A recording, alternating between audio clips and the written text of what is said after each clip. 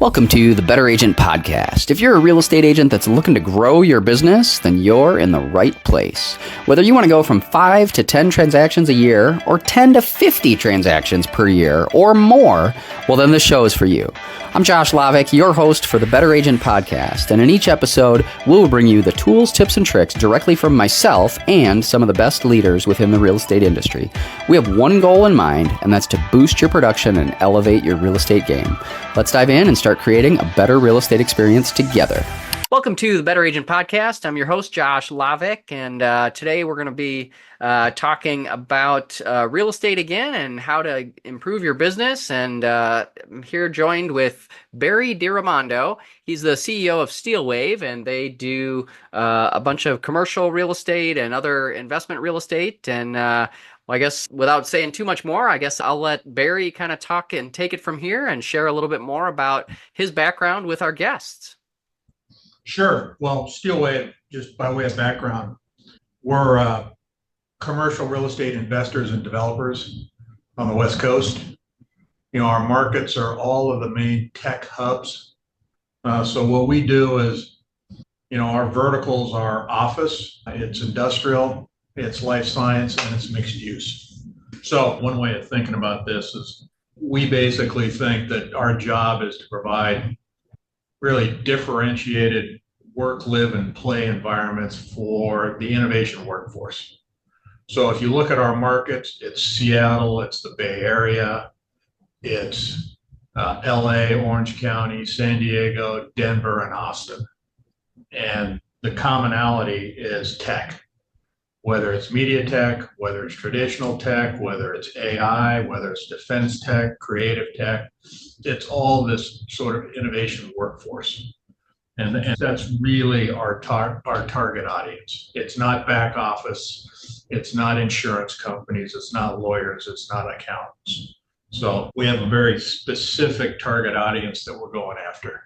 And we've been doing it for a long time. You know, I think through our predecessor companies, we've been doing this really since the late 70s. Wow. And, you know, before we were SteelWave, we were Legacy Partners. Before we were Legacy Partners, we were Lincoln Property Company. And each one of those transitions was basically a jersey change where, you know, we kept the infrastructure, we kept the real estate, we got new cards, we got a new website, you know, and everything continued on. But I think over that period of time, we've probably done upwards of $18 billion investing in this stuff. Wow. And most of what we do is really heavy touch. So we acquire assets and completely reposition them or build them from ground up. So we don't buy fully leased assets, core assets, and hang on to them. You know, we kind of create those assets and then sell them. So that's background on who we are and what we do and where we do it. Very cool. Well, that's we've certainly seen lots of changes in the technology world and technology spaces. So lots of growth in those sectors. So it makes sense that you guys would have a pretty robust business of having done $18 billion, as you said. So, and you've been with this company for, you said something, the 1970s throughout that, most of that time? No, I joined this company when it was back in the Lincoln Property days. I joined in 1985. 1985. Okay. Sure. Yeah. Still quite a while. And I assume you've seen quite a bit of growth over that time frame? We've seen a lot of growth. You know, we've seen a lot of ups. We've seen a lot of downs. You know, we've been through a few cycles. I think one thing that's good and bad about having a tech-heavy footprint is that when the market goes through a decompression, you know, the tech-heavy footprints fall the farthest. Okay. But they also tend to recover the quickest, right? So, you know, as you go through, whether it was the GFC or the RTC days or any of these big corrections, you know, in these tech hubs, you have giant corrections. And we've had one as we speak. You know, we're in the middle of a major correction that is probably every bit as severe as the GFC days. Wow. You know, for commercial real estate right now, given the value implosion Sure. from the increased interest rates. So I think while it looks pretty bleak at the moment, and if you just do traditional analysis, you'd say we'll never recover until the end of the century. But, you know, we know that all of our markets recover in a hockey stick format. Yeah. And we're actually starting to see leasing happen right now in these markets. So that's Sure. the good news.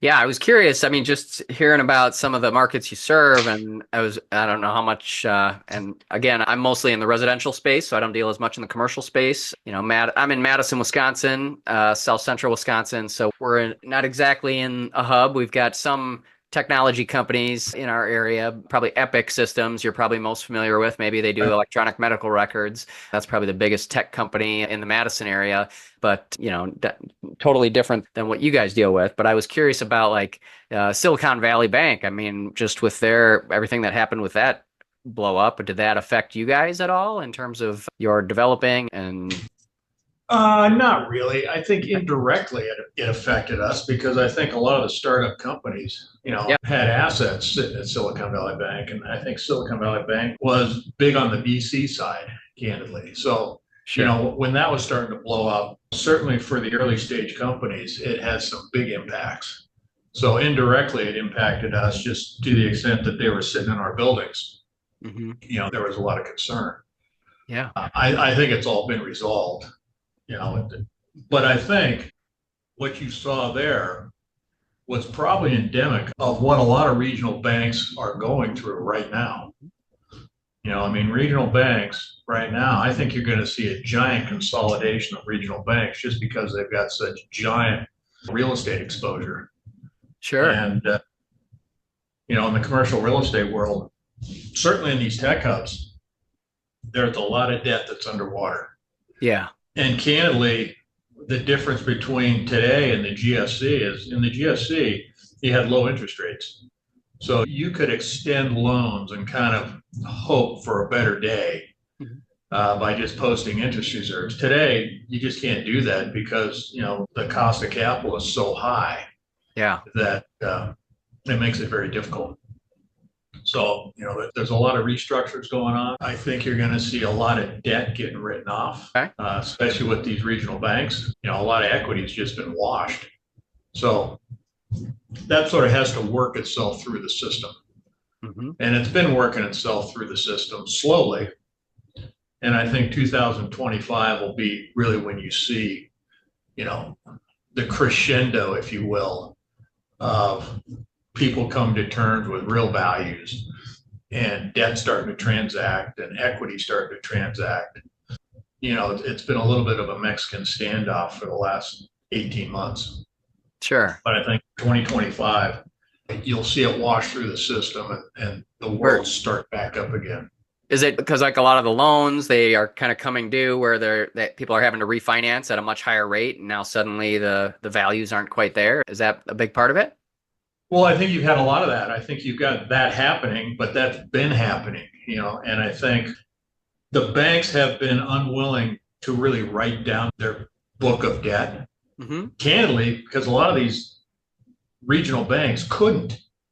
They didn't have the reserves set aside to take the losses with the reserve requirements. Hmm. So they've had to take time to build up the reserves so that they could actually take the losses Mm. because they simply didn't have the cash set aside to deal with setting aside those kinds of reserves. So as they've been able to build up cash, they're able to take the losses. And Okay. I think next year will be when you see a lot of it. I think a lot of them know how bad the portfolio is.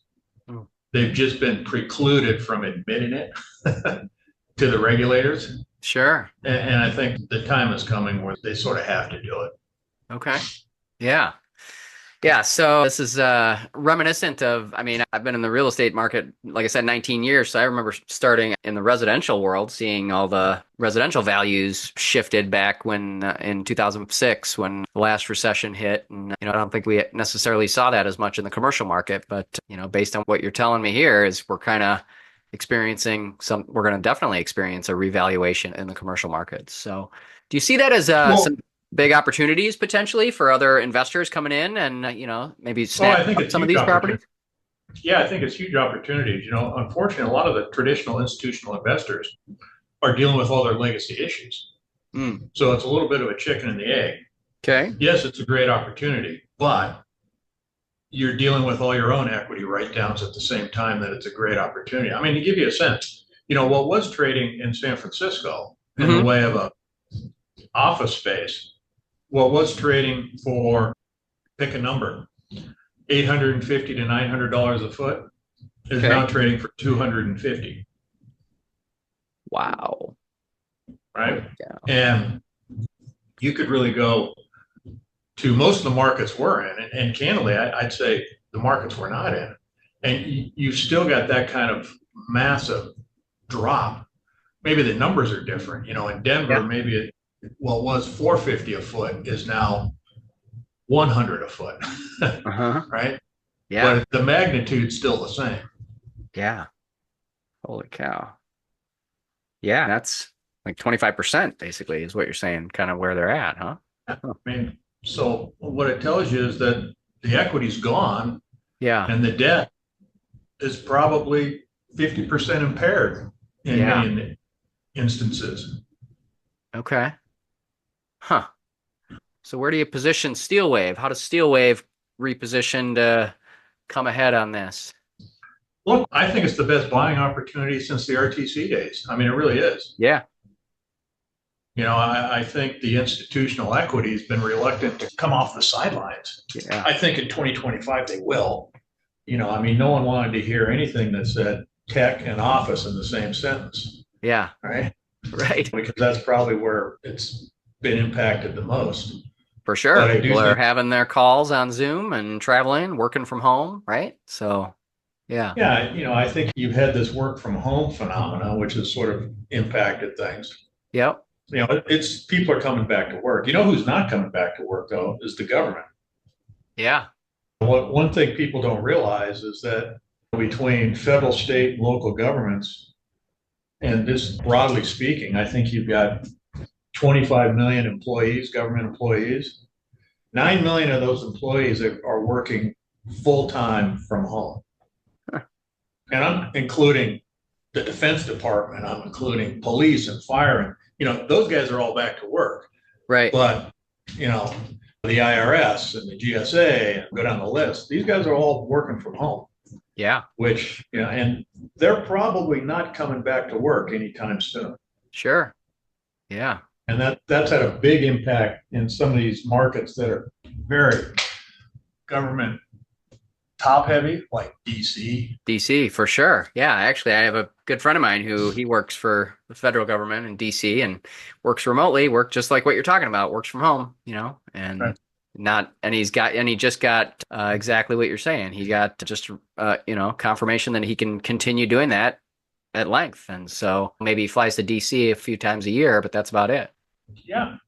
And we're seeing that. Obviously, we deal with the local governments all the time, Yeah. with permitting and stuff like this.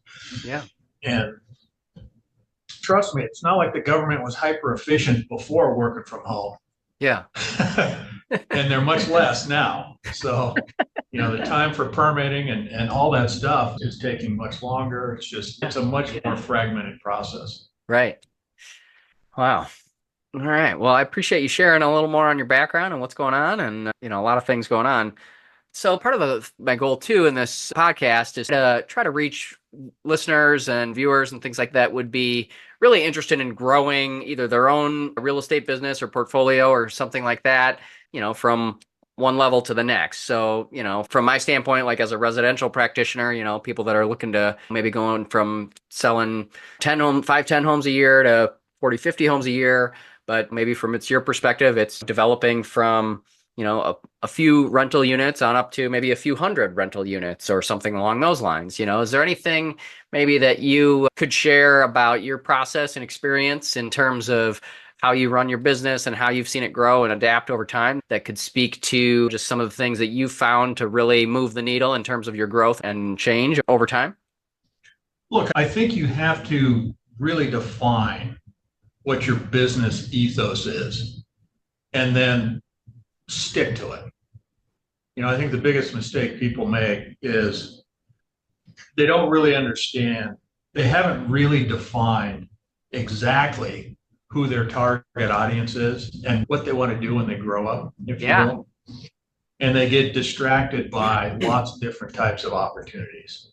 Yeah. You know, we know who we are, we know what our strengths are, and we know what our weaknesses are. You know, we play to our strengths and we play against our weaknesses, and it's that simple.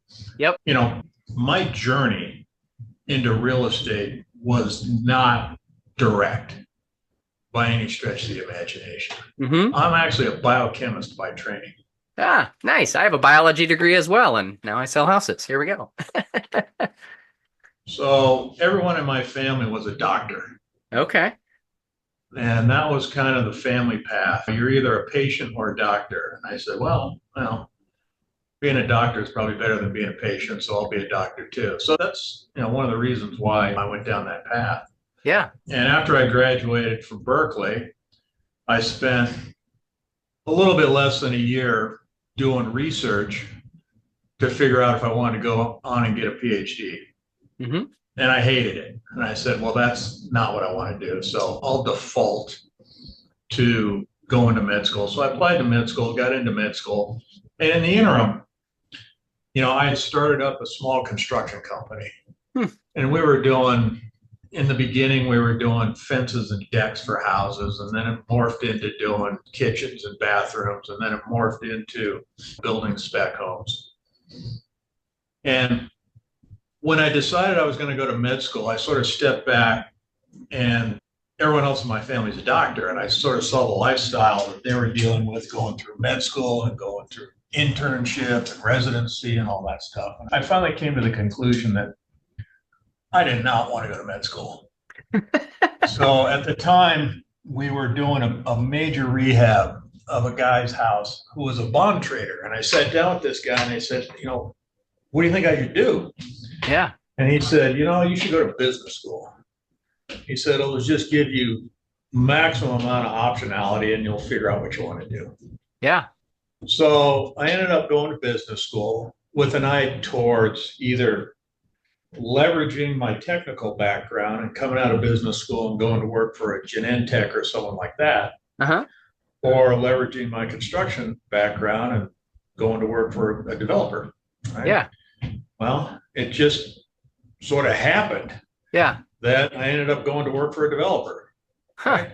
But it's sort of come full circle because now a big part of my business is providing work environments for life science companies like Genentech, or Merck or, whoever. So while I'm still in the real estate business, life sciences. A piece of that business is very science oriented. Yeah. It's not always going to be a direct path. Yeah. To sort of get there. Sometimes it's a little circuitous, and for me, certainly that's been the case. Yeah. Oh my gosh. I'm really resonating with your story here because, like I said, I also have a biology degree, and I remember I had a lot of friends that were also had biology degrees or biochem or whatever, and went to med school, and I sort of came to that same conclusion that maybe I didn't want that lifestyle of going to med school and everything else. And so instead I moved to California for a little while, thought I was going to be a winemaker, lived in Napa Valley. Then I moved to Colorado for a while, lived there, and then moved back to Madison. This is where I grew up. I was going to be maybe a science teacher. Well, then I was substitute teaching for a while and then kind of forgot how much little kids in high school and whatnot don't care about school. And so it really was really discouraging for me. So I changed paths again, sort of accidentally, and fell into real estate as well. My parents are both in real estate. My dad's an investor. My mom was a realtor, but it was kind of interesting just how it finds you. I think a lot of people in this industry and in real estate in general, it's like somehow it gets attractive to a certain type of person and it kind of finds you, I think, in the industry. And so, one thing leads to another. And I think it's interesting too, just to find your niche. That was the first thing you said to me when we started this call, right? Like you told me flat out, you already knew who you are, who your firm is, who your customer is. And, it's one of the things too that we talk about when we onboard agents to our team is like, craft your identity, determine who you are, who you want to be, who you connect with, who you connect well with in as an agent. And so it's very much in terms of similar. I think you've defined very much who your ideal customer is versus who it isn't, and then, building everything, all of your energy around that. So yeah, I just really resonated with that. So that's cool. Yeah, look, I think the work environment that the innovation workforce plays in is very different than the work environment that back office or insurance companies pay for. I mean, when you think about it and you start thinking about best practices, with tech companies, they talk about design teams and they talk about engineering teams. They don't talk about design individuals and engineers, right? So you have to build a work environment that's really allows for a lot of collaboration and teamwork, which is very different than like a law firm that's got a bunch of siloed private offices. All right. So you just have to understand who your target audience is and then figure out what their wants and needs are and accommodate them. We settled in on the tech sector for a lot of different reasons. Reason one is the profit margins for tech is generally higher than, say, back office or insurance and fire and stuff like that. So the profit margins of the companies are higher. Okay. And when you look at the costs, their occupancy costs, their real estate costs are usually a much smaller percentage of their overhead than back office. And they view their real estate really as more of a strategic asset as opposed to a cost center. Right? All of which is good if you're the real estate practitioner, right? Yeah. So our job is to create environments. Tech companies spend an enormous amount of money sort of building their brand and their culture around that brand. Totally. And, when they think of their real estate as an extension of that brand, so that they can attract employees to go work there, that's good because you can differentiate the real estate. If all you're doing is building commodity real estate, the only thing that differentiates you is price. And if you're going to compete on price, your margins are going to be pretty thin. Walmart's going to beat you. Yeah. We don't compete on price. We compete on, is our space differentiated enough to attract employees? That's kind of how we view it. And, I think that makes a lot of sense. And that's especially important today, when you're competing with someone's couch at home. Yeah. Right? Yep. No, absolutely. I think, I've had this conversation several times with a lot of the other agents that I collaborate with. We do a mastermind every week on Mondays usually, and, they're agents and teams from around the country. And, every week we kind of go through and talk through different challenges we're facing and topics that we usually cover. And one of the things definitely we always talk about too is trying to be different, right? Be different, and if, you have to differentiate yourself in some way. And whatever that is, otherwise you are only competing on price and you are a commodity, and you're definitely not going to be able to charge a premium price or a premium commission or whatever it might be in order to capture the maximum value that might be there. So yeah, I think it totally makes sense. Well, and I'm sure this work from home thing has impacted your business. People are thinking about workspaces at home, and absolutely. It's a little bit different. What you haven't seen come to the forefront is the OSHA issues. So now you're working at home, you get up, you trip over your dog and you break your arm. Sure. Now, who bears that burden of cost? Oh yeah. Who makes that workman's comp payment, huh? Yeah, I get it. No. You haven't seen that stuff, bubble to the surface yet, but you will. Yeah, I can see that for sure. So yeah. Well, cool. Well, I know we've chatted a while. I guess I could go a couple different directions, but just anything else maybe you wanted to share or us to cover on the podcast to kind of talk a little further that might be interesting to help our viewers become better agents, better practitioners? There's one thing that's going on out there that a lot of people aren't aware of. And, this notion of Web 3.0 or digital securities, people think of Bitcoin and stuff like this, right? Sure. I can tell you that the world of ownership of real world assets and how these things are transacted, this ecosystem is going to change the way that takes place. Yeah. And you don't hear a lot about it Sure. because it's very different, but it's incredibly disruptive. Like using Bitcoin to go buy a piece of land or an office building or something like that, or what is that what you're saying? Or the notion of tokenizing an office building, right? So you wrap the ownership instead of it being a traditional joint venture or whatever, you wrap it with digital securities, tokens, call it what you want. What do you mean wrap it? What does that mean? I don't understand that. Well, instead of someone owning a limited partner interest Okay. in a building, they'll now own a token in the building. And you can wrap a building with 1 billion tokens. Okay. You can have $1 tokens, you can have $50,000 tokens, you can have whatever.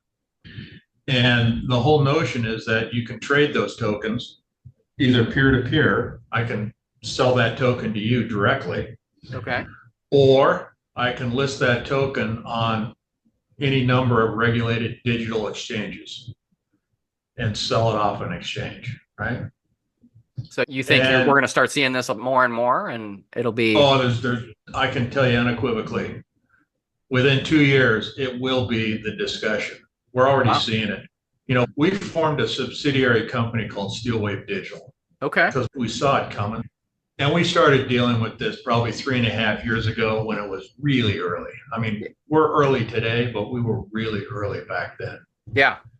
And, what we're seeing today, because I speak at a lot of these digital conferences. Okay. And the people who are represented at these digital conferences now is every one of the major institutional money managers are out there doing it.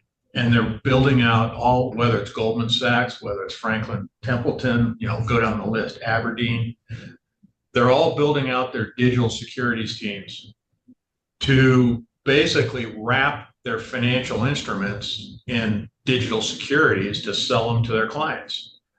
And the first things you'll see is the money market funds, and you'll see the treasury funds, you'll see bond funds get wrapped with these sort of digital wrappers, and they'll be sold. Then you're going to start to see things like real estate, venture capital, some of these more illiquid assets. Mm-hmm. You'll start to see it. And to give it perspective, you can create all sorts of classes of tokens. So let's say I own an office building for grins, right? I can wrap that office building with $1 tokens. So I could sell off a $1 token in an office building. You can buy 10 of them, so you get a $10 position in an office building. Okay. You can have senior tokens. You can have junior tokens, right? Mm-hmm. You can have tokens that give you ownership in the cash flow. You can have tokens that give you ownership in the appreciation of the building. I could have a portfolio of buildings. You could have tokens that allowed you to participate in the red buildings or the ones that had even numbers in their addresses. And so the whole idea is that you can differentiate in ways that you can't do with traditional ownership. Okay. You can create all these different classes of tokens that you can trade. And reach more potential buyers, it sounds like, right? Like unequivocally. Yeah. Unequivocally. So it's coming, and I think the Boston Consulting Group did a big study on this, a little while ago. They think it could reach $17 trillion industry by 2030. Wow. Right. So it's a big change that you're seeing. And what you see is all the major institutional wealth management companies and money market managers are rushing to the regulatory table to have a seat at that table. Yeah. To box out the newcomers, because they want to make sure that whatever the regulatory framework is going to come out of this thing, and it's all happening right now. They want to make sure it favors the old guard as opposed to, quote, the new guard. It's called regulatory capture. I think Yeah. they've got a name for it, and you're seeing it right now. I mean, it is big time. When I started going to these conferences 4 years ago, it was all the crypto. it was the crypto world, Sure. right? It was these, people who had grown up in the crypto world. A lot of them were hyper wealthy because they were super early investors in Bitcoin and some of these other crypto things. And I mean, it was a different crowd. You know, I'd walk into these conferences, lots of body ink, lots of body hardware, crazy hairdos, people running around in pajamas. Yeah. I'd walk in, they'd think I was the FBI, right? Today, Where's your tats, huh? yeah, today, the pajamas have been replaced by sport coats and suits, and it's all the institutional players out there. Yeah. And they're all they're all spending a lot of money to build out their teams. So I think what you're going to see is not exclusively, but you're going to see a fairly wide segment of the market where, and it's going to apply to real estate as well as all other asset classes, Sure. are going to be owned and transacted with digital securities in a way that doesn't exist today. And I think you'll start to hear a lot about it over the next 18 months, and it'll be ubiquitous within 5 years. Wow. Yeah. Okay. Very different. Yeah. Well, it certainly is very different. It's something I don't know hardly anything about, other than what I've read online or whatever about crypto and whatnot. And I just see all the volatile pricing swings and how people have, made tons of money and also lost tons of money. And so I don't feel like I know enough about it to feel confident in the direction it's going. I mean, I kind of feel like, at some point there's got to be sort of a winning currency that maybe wins out. And I don't know. That's kind of my general prediction, but I don't really have any idea. You probably know. If you're going to these conferences, you probably know way more about that than I do. So that's pretty interesting. So, well, if you invested $100 in Bitcoin, yeah, in March of 2010, that $100 today is worth 210 million. Holy shnikes! Wow. Look at it. Berkshire Hathaway. A lot of people consider Berkshire Hathaway probably the best equity store of value on a diversified basis. Yep. Right. So if you own Berkshire Hathaway Series B, right, stock. Mm-hmm. Now Series A is the stuff, it's like 600,000 a share, and they said, well, okay, we got to break it into smaller shares so people can afford it. Yeah. Series B is about $450 a share. Yeah. And if you had invested, say, $10,000 a year starting 10 years ago, 2014. Yeah. So it's that your basis is $100,000 today. Yep. Your stock portfolio would be $240,000, right? Yeah. Which is pretty good, right? Yep. I think the CAGR's been like 18% for that stock. Yeah. If you'd done the same thing with Bitcoin, invested $10,000 a year starting 10 years ago, that portfolio would be $5.2 million. Holy cow. Okay. So, I think it's probably a pretty good store of value. Now it's volatile, but it's volatile, Volatile, but still with a lot of runway, it sounds like. Yeah. Okay. All right.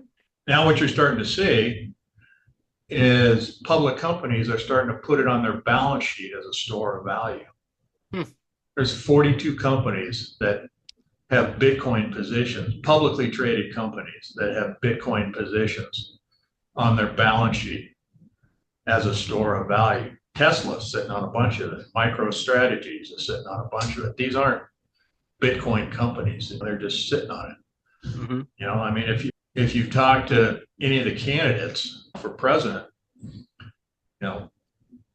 Kennedy wants the U.S. to own 4.5 million Bitcoin as a store of value on its balance sheet. Trump, I think, has stated that if he wins, they want to put 1.5 million Bitcoin on it. So you're starting to see governments and you're starting to see publicly traded companies look at this as a store of value and put it on their balance sheets. And we're in the early stages of it. Yeah. Very early stages.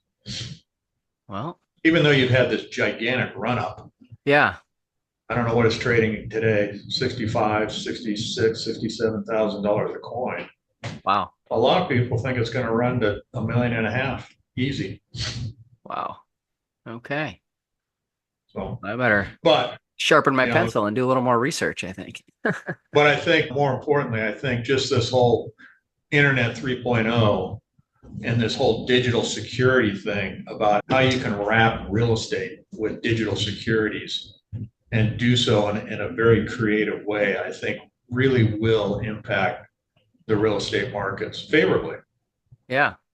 It'll just allow a lot more people to play.